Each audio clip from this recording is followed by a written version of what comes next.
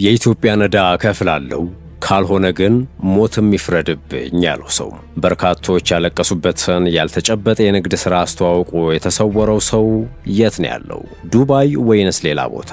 ግለሰቡ ለጠቅላይ ሚኒስትሩ ይድረስ ብሎ በጻፈው ደብዳቤ ዱባይ ነኝ ቢልም ይህንኑ ደብዳቤ ሲጽፍ በሸገር ታይምስ ታማኝ ባልደረቦች እይታ ስር ወድቋል። ግለሰቡ በትላንትናው ዕለት በቻይና ጓንዡ ሸዋቤ የተሰኘው አካባቢ ደስታ በሚል ስያሜ በሚጠራው ታዋቂ የኢትዮጵያ ምግብ ቤት ሆኖ በጻፈው ደብዳቤ ዱባይ ይገኛሉ ቢልም ታማኝ የመረጃ ምንጮቻችን በጓንዡ እንደሚገኝ በቪዲዮ ጭምር አስደግፈው ከቻይና ልከውልናል። ይህ ጉዳይ የዕለቱ የመረጃ ቅኝታችን ትኩረት ነው።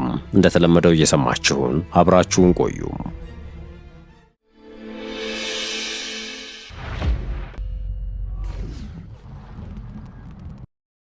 ወልደ ጊዮርጊስ ይልቃል ቢተውና እሱ በሚመራው ዋይቢኤስ ጀነራል ትሬዲንግ ወይም ዋይቢኤስ ማርኬት ድርጅት ዙሪያ ያሉትን መረጃዎች፣ የድርጅቱን የሥራ እንቅስቃሴና በማህበራዊ ሚዲያ ላይ የሚነሱትን ጥርጣሬዎችና ስጋቶችን በተመለከተ ዝርዝር መረጃው እንደሚከተለው ቀርቧል። ስለ ግለሰቡና ስለ ድርጅቱ አጠቃላይ መረጃን እናስቀድም። አቶ ወልደ ጊዮርጊስ ይልቃል ቢተው የዋይቢኤስ ጀነራል ትሬዲንግ ወይም ዋይቢኤስ ማርኬት ባለቤት እንደሆነ ይነገራል። ዳሩ ግን ከጀርባው የተደራጀ የአጭበርባሪዎች ቡድን ወይንም ስካመርስ ሊኖር እንደሚችል ይጠረጠራል። ሆኖም የይልቃል ቢተውና ልጆቹ ጠቅላላ ንግድ መስራችና ዋና ስራ አስኪያጅ በሚል ወደ ሚዲያ ብቅ ያለ ሰው ነው። ዋይቢኤስ ጠቅላላ ንግድ እንደ አውሮፓውያን አቆጣጠር መስከረም 11 2021 መመስረቱን የሚያሳዩ መረጃዎች በማህበራዊ ድረገጾች ወጥተዋል። ድርጅቱ በምግብና አስቤዛ ዴሊቨሪ፣ በፈሳሽ ሳሙና ማምረትና ስልጠና፣ በምግብ ዝግጅት ወይም ኬተሪንግ፣ በኮሚሽን ስራዎች ሲሰራ መቆየቱ ይገለጻል። በቅርቡ ደግሞ ዋይቢኤስ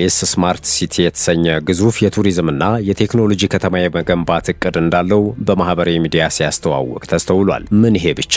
በተባበሩት አረብ ኤምሬቶች በይፋና በደማቅ ሁኔታ እንደተመረቀ አዲስ አበባ ላይ በግዙፍ ሆቴል የመክፈቻ ስነ ስርዓት የተደረገለት 888 ማርኬት ፍራንቻይዝ የተሰኘ የኦንላይን ገበያ ፕላትፎርምም ከፍቻለሁ በማለት በማህበራዊ ድረገጽ ሲያስተዋውቅም ቆይቷል። ወልደ ጊዮርጊስ የተባለው ግለሰብ የኢትዮጵያው ቨርዥን ነው ያለው 888 የተሰኘ ድረገጽ አንድ ዓመት በማይሞላ ጊዜ ከ80 ሺህ በላይ ለሚሆኑ ስራ ፈላጊ ወጣቶች የስራ ዕድል መፍጠር የሚያስችል ነው የሚል ማስታወቂያ ተሰራጭቶ ጥቂቶች ህዝቡን ሲያስጠነቅቁ፣ ቀላል የማይባል ሰው ደግሞ ያለ ምክንያት አምነውት ሲከተሉ ታይተዋል። የ888 የተባለውን ድርጅት በተመለከተ አንዳችም ማህተምና ህዳግ በሌለው ደብዳቤ ትሩፋቶቹ በሚል የዘረዘራቸው ነጥቦች እጅግ አነጋጋሪ ነበሩ። ወልደ ጊዮርጊስ እነዚህን የዘረዘራቸውን ጥቅሞች ሐሰት ሆነው ከተገኙ ለህዝብ መቀጣጫ የሚሆን የሞት ፍርድ ይፈረድብኝ እስከ ማለትም የደረሰ ሰው ነው። ይህንን ውሎ ያልታወቀ 888 የተባለውን ድረገጽ በተመለከተ ትሩፋት በሚል የዘረዘራቸውን ነጥቦች እንመልከት። የመንግስትን የዲጂታል ኢትዮጵያ 2030 እቅድ ከ2030 በፊት እውን ለማድረግ ይረዳል። ኢትዮጵያን የዓለማችን ቀዳሚዋ ሰላም የተረጋገጠባት ሰላማዊት ሀገር ያደርጋታል። የካሽ ክፍያ ስርዓትን በማስወገድ ህገወጥ ንግድንና መኒ ላውንደሪን ይቆጣጠራል የሚሉት ከተዘረዘሩት መካከል ናቸው።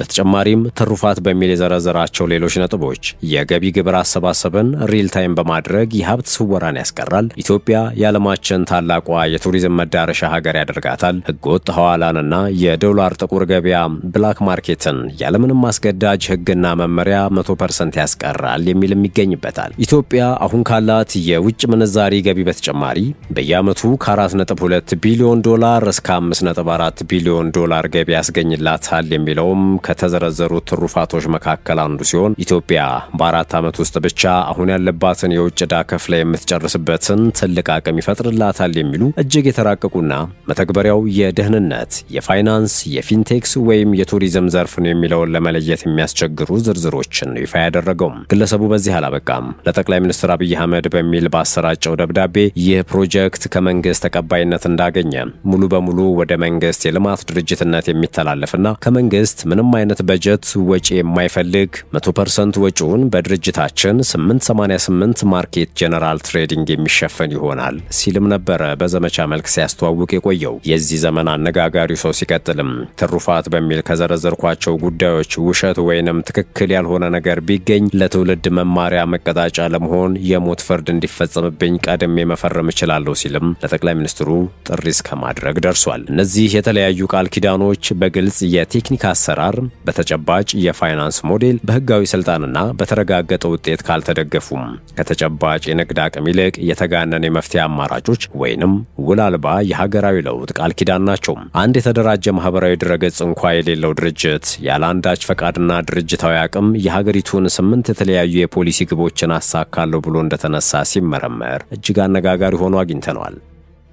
መርካቶ ላይ ሱቆች ሊፈርሱ እንደሆነ ሰምተዋል? ይህን ከግምት ውስጥ በማስገባት ድርጅታችን ሜሪት ሪል ስቴት በመርካቶ ተክለ ሃይማኖት በ6700 ካሬ ላይ ያረፈ G+4 የንግድ ማዕከል ውስጥ እስከ 25% ቅናሽ የተደረገባቸውን የንግድ ሱቆች ማለትም ግራውንድ ፍሎር በ3.9 ሚሊዮን ብር፣ ፈርስት ፍሎር በ3.5 ሚሊዮን ብር፣ ሰከንድ ፍሎር ላይ በ3 ሚሊዮን ብር ሙሉ ክፍያና ሰርድ ፍሎር ላይ በ2.6 ሚሊዮን ብር ጠቅላላ ክፍያ፣ ፎርዝ ፍሎር ላይ በ2.2 ሚሊዮን ብር እንዲሁም ፊፍዝ ፍሎር ላይ በ1.9 ሚሊዮን ብር ሙሉ ክፍያ ማግኘት ይችላሉ። ዋጋ 100% ለሚከፍሉ ደንበኞች የቀረበ ሲሆን እንዲሁም በግንባታ ሂደት ቀስ ብላችሁ መክፈል ለምትፈልጉ ደንበኞቻችን ከ640 ሺህ ብር ቅድመ ክፍያ ጀምሮ በመክፈል በአንድ ዓመት የሚረከቧቸው የንግድ ሱቆች ናቸው። አሁኑኑ ከታች ባለው ስልክ በመደወል መመዝገብ ይችላሉ። ከዚህ ግለሰብና አነጋጋሪ አንዳንዴም ወጣ ያሉ ወይም ፋንሲ የንግድ ሀሳቦችና የንግድ እንቅስቃሴዎች ጋር በተገናኘ ግን ልክ በፊንቴክና ከገበሬው በተሰኘው የፐርፐዝ ብላክ ንግድ እንቅስቃሴዎች ጋር በተያያዘ የተጭበረበሩ ግለሰቦች ሮሮ እያሰሙ ነው። ባለፉት ጥቂት ሳምንታት በተለየ መልኩም በዋይቢኤስ የንግድ ሽርክና ተጭበረበርን የሚሉ በርካታ ዜጎች እየተደመጡ ይገኛሉ። በማህበራዊ ሚዲያዎች በተለይም በቲክቶክና ቴሌግራም ላይ በርካታ የህዝብ ጥርጣሬዎችና ተጠንቀቁ የሚሉ ማስጠንቀቂያዎች በስፋት ተሰራጭተዋል። ለነዚህ ተጭበረበረን ለሚሉ የድምጽ ጥሪዎችና ስጋቶች መነሻ የሆኑ በርካታ ምክንያቶችንም ባደረግነው የዴስክ ዳሰሳ ለማጣራት ችለናል። የመጀመሪያው የማጭበርበር ቢዝነስ ስካም ስትራክቸር ስጋት ነው። ድርጅቱ ኑ አብረን እንስራ፣ በአጭር ጊዜ ስልጠና፣ ስራ ፈጣሪና ባለሀብት ሁኑ በሚሉ ማባበያ መፈክሮች ሰዎችን በመጋበዝ አባላትን በማብዛትና ገንዘብን በማሰባሰብ ላይ የተመሰረተ መልቲ ሌቭል ማርኬቲንግ ወይንም ፒራሚድ ስኪም የመምሰል ባህሪ እንዳለው በዘርፉ ባለሙያዎች ይተቻል። ሌላኛው ከተጨባጭ አቅም በላይ የሆኑ ቃል ኪዳኖችን በባዶ ሜዳ መግባት ነው። ድርጅቱ በድረገጹ ላይ በቀን ከ10 ሚሊዮን ብር በላይ የተጣራ ትርፍ የማግኘትና የሰራተኞችን ቁጥር ወደ 45 ሺህ የማሳደግ ራዕይ እንዳለው ይገልጻል። ይህ አይነቱ ያልተመጣጠነና እጅግ የተጋነነ የተስፋ ቃል አብዛኛውን ጊዜ ህዝብን ለማታለል ከሚጠቀሙባቸው ስልቶች ጋር ስለሚመሳሰል የብዙዎችን ጥርጣሬ ስቧል። ከዚህ በተጨማሪ የህዝብ ተአማኒነት ማጣትም ሌላኛው የተከተለው ጉዳይ ነው። በኢትዮጵያ በቅርቡ በኤሌክትሪክ ተሽከርካሪዎች ስም ግዙፍ የማጭበርበር ወንጀሎች ተፈጽመዋል። ለአብነት ያክል እንደ አስካሉካን ወይም BYD የማጭበርበር ያሉ የውንብድና ወንጀሎች መደጋገም ማህበረሰቡ በአጭር ጊዜ ሀብታም እንደሚያደርጉ ቃል በሚገቡ ድርጅቶች ላይ ያለው እምነት ስም እንዲሳሳ ምክንያት ሆኗል። የዋይቢኤስ እንቅስቃሴም በተመሳሳይ መልኩ ተመሳሳይ የአጭበርባሪዎች ወይም ስካመርስ ነው በሚል እንዲፈረጅ አድርጎታል። ባለሙያዎች ማንኛውም ግለሰብ በእነዚህ አይነት ድርጅቶች ላይ ኢንቨስት ከማድረጉ ወይም አባል ከመሆኑ በፊት የሚከተሉትን ጥንቃቄዎች ማድረግ አለበት ሲሉም እየመከሩ ይገኛሉ። ድርጅቱ ከንግድና ቀጠናዊ ትስስር ሚኒስቴር ወይም ከሚመለከተው የመንግስት አካል የተሰጠው ትክክለኛ የንግድ ፈቃድ ያለው መሆኑን ማረጋገጥ፣ ገንዘብ ከመክፈላቸው አስቀድሞ የሚገቡት ውሎች በህግ ፊት ዋጋ ያላቸውና ተጠያቂነት የሚያስከትሉ መሆናቸውን በህግ ባለሙያ ማረጋገጥ፣ በአጭር ጊዜ ውስጥ እጅግ ከፍተኛ ትርፍ ወይም ሃይ ሪተርንስ የሚያሳዩ የንግድ ስራዎችን በጥንቃቄ መመርመር ያስፈልጋል ነው ያሉት። ይህ ግለሰብ በእነዚህ የማይጨበጡ የንግድ ሀሳቦች ከበርካቶች ረብጣ ገንዘብ በመሰብሰብ ከሀገር ወጥቷል። በማህበራዊ ሚዲያ ድረገጹ ላይ ዱባይ እንደሚገኝ በስፋት እያስነገረ ቢሆንም ቻይና ጓንዡ ግዛት እንደሚገኝ ግን ታማኝ መረጃ ምንጮቻችን ያጋሩን በማስረጃ የተደገፈ ጥቆማ ያሳያል። ለጠቅላይ ሚኒስትሩ ይድረስ የሚለው ደብዳቤ እንኳ ሲጻፍ ጓንዡ ቻይና ሸዋቤ አካባቢ ደስታ በተሰኘው የኢትዮጵያ ምግብ ቤት ውስጥ ተቀምጦ ነበር። መንግስት በሀብት ማሸሽ፣ በገንዘብ ማጠብ ወይም መኒ ላውንደሪ ህዝብና መንግስትን በሚያጭበረብሩ ግለሰቦችና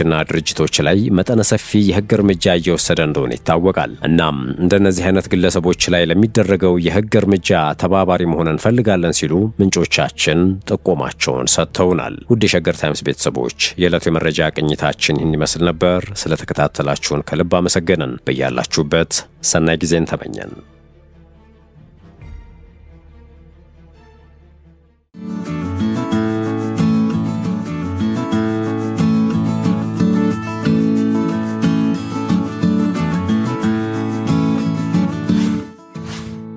ሸገር ታይምስ ሚዲያን ሰብስክራይብ በማድረግና ደወሉን በመጫን ይከተሉን።